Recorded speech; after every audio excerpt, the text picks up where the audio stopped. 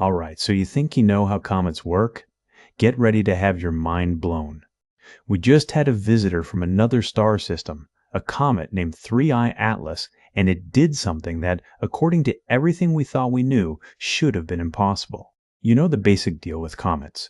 They're these big, dirty snowballs. They fly in from the outer solar system, and as they get close to the sun, they heat up. The ice turns straight to gas, and voila!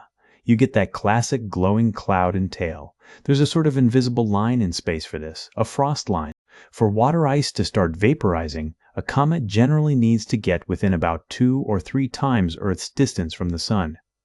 But this comet, Atlas, started spewing out massive amounts of water when it was still way out in the cold, right at the edge of that zone where it should have been frozen solid.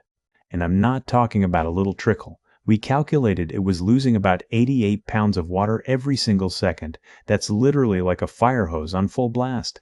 The wild part is, we didn't even see the water itself.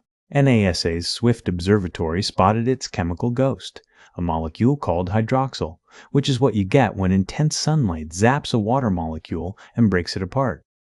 So, how is it pulling this off? The leading theory is pretty cool. It's probably not the main body of the comet that's sublimating. Instead, the comet is likely shedding a cloud of tiny icy dust grains. Because these grains are so small and so cold, they heat up super easily, even with the weak sunlight that far out.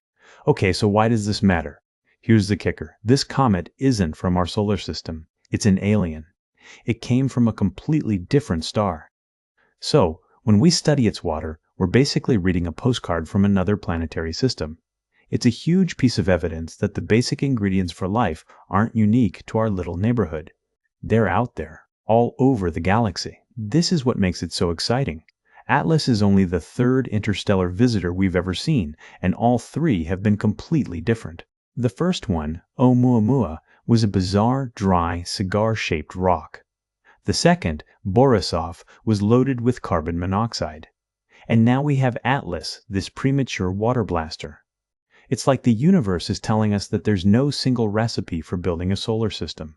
The variety out there is probably immense.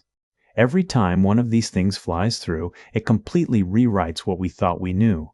We're getting a direct peek into the chemistry of other worlds, and it's showing us the universe is a lot weirder and more wonderful than we imagined.